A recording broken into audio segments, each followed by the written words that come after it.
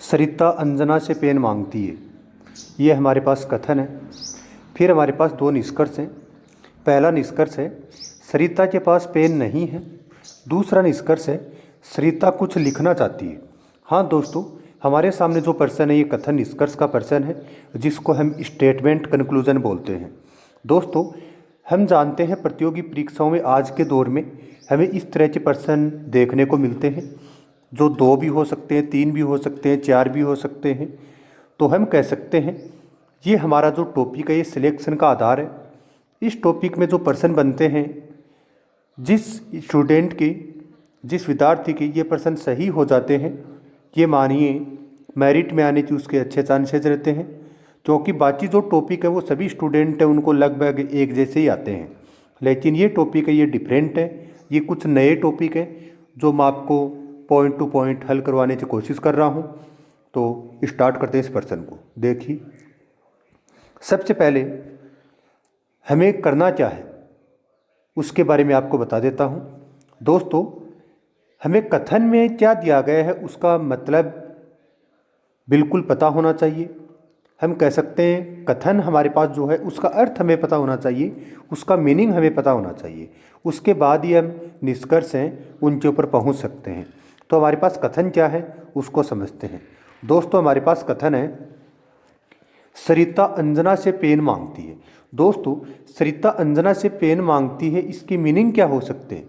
या तो पहला मीनिंग ये हो सकता है कि सरिता के पास पेन नहीं है इसलिए वो उससे पेन मांग रही है। फिर दूसरा मीनिंग इसका क्या हो सकता है, वो कुछ लिखना चाहती है इसलिए वो पेन है उससे मांग सकती है। उसके बाद इसके कुछ निष्कर्ष और भी बनाए जा सकते हैं, जिसके बारे में आपको थोड़ी सी जानकारी देता हूँ।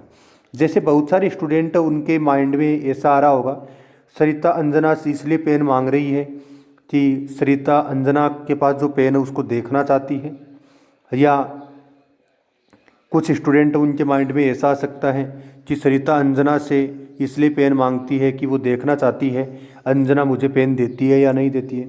तो दोस्तों, इस तरह आप किसी भी पर्सन के अंदर कंफ्यूज मत होना। मैं इसके कुछ रूल बता रहा हूँ, उनको ध्यान में रखना है। दोस्तों, सबसे पहले मैं आपको एक छोटी सी बात बता देता हूँ जो बहुत सारे टॉपिक में आपको काम आएगी। जैसे हम गूगल पे जाके एक शब्द लिखते हैं सचिन, तो दोस्तों हमारे सामने सबसे पहले सचिन तेंदुलकर है, उसके बारे में हमें जानकारी मिलती है। उसको ही सब जैसे हम सर्च करेंगे सबसे पहले सचिन तेंदुलकर हमें दिखाया जाएगा। उसके बाद हम उनके बाद जिसको ज़्यादा फॉलो किया जाता है उनको दिखाया जाता है। तो सचिन को क्यों दिखाया जाता है? क्योंकि सचिन को ज़्यादा फॉलो किया जाता है, सचिन को बहुत सारे लोग हैं वो जानते हैं, इसलिए सचिन को फॉलो किया जाता है।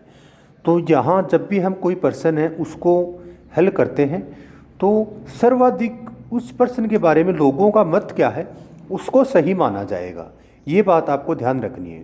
तो अब देखिए, हमारे पास जो कथन है वो ये है कि सरिता अंजना से पेन मांगती है। तो पहला निष्कर्ष क्या है, सरिता के पास पेन नहीं है। तो यहाँ बहुत सारे लोग हैं उनका यही सोचना होगा कि सरिता अंजना से पेन मांगती है, किस लिए मांगती, उसके पास पेन नहीं होगा। जाहिर सी बात है, जब आप किसी से पेन मांगते हो उसके पीछे उद्देश्य क्या होता है, आपके पास पेन नहीं होता है। ऐसा तो कंडीशन होता है 99% कि आपके पास पेन नहीं होता है, उस कंडीशन में आप दूसरों से पेन मांगते हो। फिर 1% कंडीशन ऐसी भी आती है कि आप ऐसा देखना चाहते हो कि मैं उससे पेन मांगता हूँ वो मुझे देता है या नहीं देता है।